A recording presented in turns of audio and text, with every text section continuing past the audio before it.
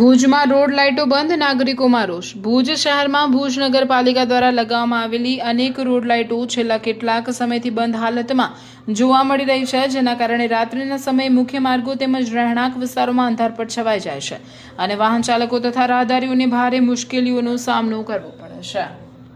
આજે કચ્છ કાર્નિવલથી ખેંગારબાગની અંદર અડધો ખેંગારબાગની રોડ લાઇટો બંધ છે। મેં પોતે ત્યાંના અનેક લોકોએ ફરિયાદ કરી, મેં પણ ફરિયાદ કરી તો રોડ લાઇટ બ્રાન્ચ એમ જણાવે છે કે આ વાયર છે એ ખિસકોલી કાપી ગઈ છે, એને બદલાવવું પડશે અને એને પણ આજે 8 દિવસ થઈ ગયા, હજી સુધી આ વાયર બદલ્યા નથી। એવી જ રીતે ભુજમાં 2 ઇંચ વરસાદ પડ્યો અને 700 કમ્પ્લેનો રોડ લાઇટની પેન્ડિંગ પડી છે। તો આ રોડ લાઇટની કામગીરી ક્યાં થાય છે?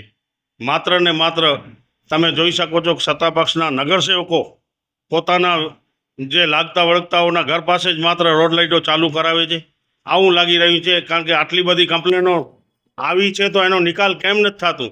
આજે 15-15, 20-20 દિવસથી લોકો કમ્પ્લેનો લખાવેલી છે, એની લાઇટો પણ ચાલુ નથી થઈ। પહેલે તો એવું ન હતું, કારણ કે પહેલે જ્યારે રોડ લાઇટ બંધ હોય તો એ વિસ્તારમાં રોડ લાઇટ બંધ હોય ત્યારે ને ત્યારે ચાલુ થઈ જતી, બીજા દિવસે ચાલુ થઈ જતી। આજે 8-8 દિવસથી રોડ લાઇટોની ક્યાં પણ ભુજમાં ચાલુ નથી થતી। જ્યારથી વરસાદ પડ્યો ત્યારથી કરીને આજ દિવસ સુધી 700 ઉપરની કમ્પ્લેનો અહીંયા નગરપાલિકામાં નોંધાયેલી છે। એવી તો અનેક કમ્પ્લેનો ન નોંધાયેલી પણ હશે તો આ કમ્પ્લેનો શા માટે નથી થતી? કારણ કે જ્યારે આપણી કને ગાડીઓ રોડ લાઇટની ચાલુ હોય, 4 વાયરમેન હોય તો ભુજ શહેરમાં ખરેખર કમ્પ્લેન કોઈ બાકી ન રહેવી જોઈએ। રોજના 4 વોર્ડ ક્લિયર કરે ને તોય પણ આ લાઇટનો પ્રોબ્લેમ હલ થઈ શકે, પણ આ લોકો કોઈ કામગીરી કરવામાં નિષ્ફળ નીકળ્યા છે। કારણ કે કોઈ અનુભવી, મને નથી લાગતો કે આમાંથી કોઈ ચેરમેન પણ અનુભવી હોય, નહીં તો આવી પરિસ્થિતિમાં રોડ લાઇટની આટલી બધી ફરિયાદો રહે નહીં। આવા અનેક વખત વરસાદો પડ્યા છે પણ એનો નિરાકરણ લાઇટોનો થઈ ગયું છે। આજ દિવસ સુધી આ લાઇટોનું નિરાકરણ નથી થતું।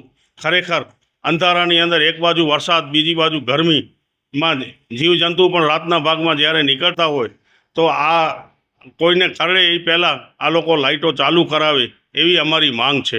એ હવે આ નગરપાલિકા જાણે। મને એવું જવાબ મળ્યું છે કે ખેંગારબાગની અંદર ખિસકોલીઓએ વાયર કાપી નાખ્યા છે। એવી જ રીતે મેં દાદા દાદી પાર્કની પણ 8 દિવસથી લાઇટો બંધ હતી। મેં આવીને અહીંયા જાણ કરી કે ભાઈ આખો દાદા દાદી પાર્ક બંધ પડ્યો છે, જેની અંદર વૃદ્ધ લોકો અને આની અંદર ગીત સંગીતનો કાર્યક્રમ કરે છે, બેઠા હોય છે, ત્યાં પણ લાઇટો બંધ છે। તો જ્યારે મેં રજૂઆત કરી ત્યારે આ લાઇટો બીજે દિવસે કે વાયર બળી ગયો છે, બદલાવીને ચાલુ કરવામાં આવી। આવી જ પરિસ્થિતિ ખેંગારબાગની પણ છે। તો ખરેખર હું તો એમ કહું છું કે આમાં અનુભવી માણસો, અનુભવી નિમણૂક થાય તો જ આ રોડ લાઇટનો પ્રશ્ન હલ થઈ શકે, બાકી આ રોડ લાઇટ માટે હલ થાય એમ નથી।